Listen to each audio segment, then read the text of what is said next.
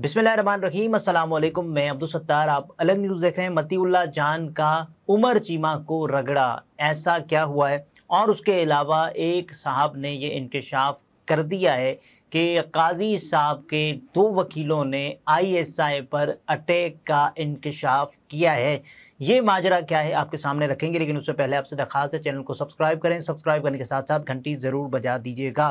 तो अजीब मंतिक है ये, कैसे मतीउल्लाह जान साहब ने लिखा है, आपके सामने कुछ हक़ाइक़ बयान करते हैं। उमर चीमा साहब ने एक ट्वीट किया और उमर चीमा साहब के ट्वीट के जो अल्फाज हैं वो आप इस वक्त स्क्रीन पर देख सकते हैं। इमरान खान और इस्टेब्लिशमेंट के दरमियान सुलह का कोई इम्कान नहीं, यानी वो बता रहे हैं कि अब इमरान खान और इस्टेब्लिशमेंट की कोई सुलह नहीं हो सकती। हालात जिस नहज तक पहुंच चुके हैं, इसके बाद सुलह बनती नहीं है। अब वो बताते हैं कि जीत किसी एक की होनी है, यानी या तो इमरान खान साहब की जीत होनी है या फिर इस्टेब्लिशमेंट की जीत होनी है, और हर दो में से किसी की भी मुकम्मल जीत की सूरत में। अब वो आगे बताते हैं कि हर दो में से किसी की भी मुकम्मल जीत की सूरत में हम आमरीत की तरफ जाएंगे, जमहूरियत की तरफ नहीं। यानी कि वो ये समझते हैं कि इस्टेब्लिशमेंट या इमरान खान साहब में से किसी एक की अगर मुकम्मल जीत होती है तो उसका नतीजा हमें आमरीत की सूरत में भुगतना पड़ेगा। अब ये उमर चीमा साहब ने बताया, और कई मौक़े पर सहाफ़ी ये बात कर चुके हैं कि ये हालात अगर इस तरफ जाएं, ये हालात अगर इस जानिब जाएं तो ये भी हो सकता है, ये भी हो सकता है, और फिर मेरे अज़ीज़ हमवतनों ये भी हो सकता है। तो ये कई मरतबा कई सहाफ़ी बता चुके हैं। तो उमर चीमा साहब ने जब ये लिखा, और उसके अलावा मतीउल्लाह जान साहब ने कहा कि ये अजीब मंतिक है, क्योंकि उमर चीमा ने अपने तईं तो ये बाकायदा तौर पर इस चीज़ को सपोर्ट करते हुए लिखा ना, और किसी भी चीज़ की उन्होंने मज़म्मत नहीं की, और उन्होंने बाकायदा तौर पर जो उनके पास ख़बर थी या जो भी कुछ था, हालांकि इसमें नज़र ज़्यादा ये आ रहा है कि ख़बर थोड़ी बहुत लेकिन तज्ज़िया बहुत ज़्यादा है, क्योंकि इमरान खान साहब की इस्टेब्लिशमेंट के साथ सुलह नहीं हो रही। ये तो हम 2022 से ही देख रहे हैं, तकरीबन 2.5 साल होने को हैं। लेकिन अब जो चीज़ें सामने आ रही हैं, जिसमें उमर चीमा साहब ने जब ये लिखा तो मतीउल्लाह जान साहब ने उनको एक जवाब दिया, और जवाब ये दिया कि यानी हाइब्रिड निज़ाम में हम सबको खुश रहना चाहिए। यानी आपके ट्वीट करने का मतलब ये है कि हम सबको हाइब्रिड निज़ाम में क्या खुश रहना चाहिए। और फिर सवाल पूछा एक, यानी ऑप्शंस इमरान खान और इस्टेब्लिशमेंट ही बचे हैं, यानी हमारे सामने या तो इमरान खान है या इस्टेब्लिशमेंट है, इन दोनों के अलावा कोई और ऑप्शन नहीं है क्या? ये मतीउल्लाह जान साहब ने पूछा, चूँकि उमर चीमा साहब ने ये बात की कि भाई दो में से किसी एक की जीत होनी है, और उसके अलावा अगर किसी एक की मुकम्मल जीत होती है तो हम आमरीत की तरफ चले जाएंगे। इसकी बाज़गश्त हमें मुख्तलिफ मौक़े पर सुनाई देती है, जब ये कहा जाता है ना कि साहब ये वाला काम नहीं होगा, ये वाली तकर्रुरी नहीं होगी, अगर ये हो जाती है और उसके अलावा इस फैसले पर अमल दरामद नहीं होता, अगर हो जाता है तो फिर हम वहाँ जाएंगे जहाँ लोगों के ख्याल जाते हैं। उसके बाद मतीउल्लाह जान साहब ये लिखते हैं, शहबाज शरीफ जैसे क्यों ऑप्शंस नहीं बनते, यानी शहबाज शरीफ ऑप्शन क्यों नहीं बनता ये बता दें। तो इसलिए आगे वो खुद अपने सवाल की वजाहत कुछ ऐसे करते हैं, इसलिए कि इसको हम जैसे खुशामदी सहाफ़ी,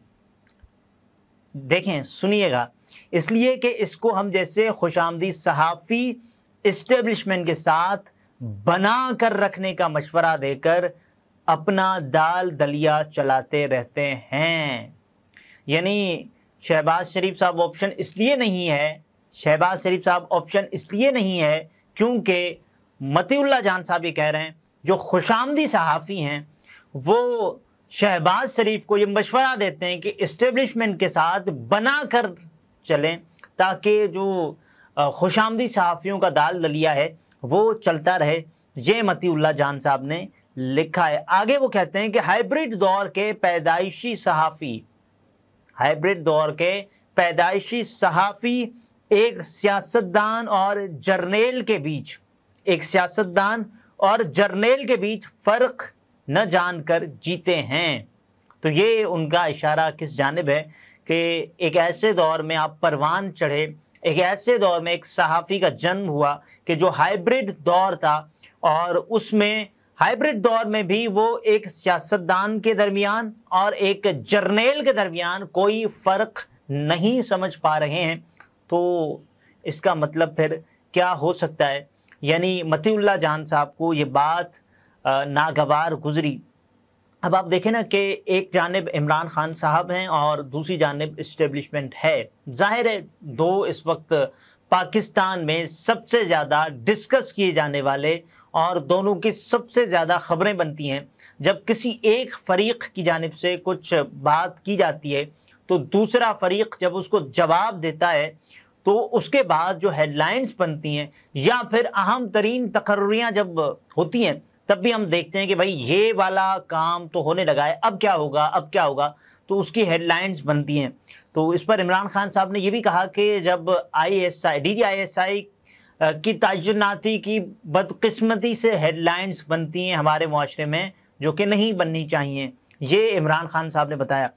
دیکھیں اس وقت سیاست اگر کہی جائے تو ایک عمران خان کے محور، بلکہ عمران خان کے محور ہی سیاست گھوم رہی ہے،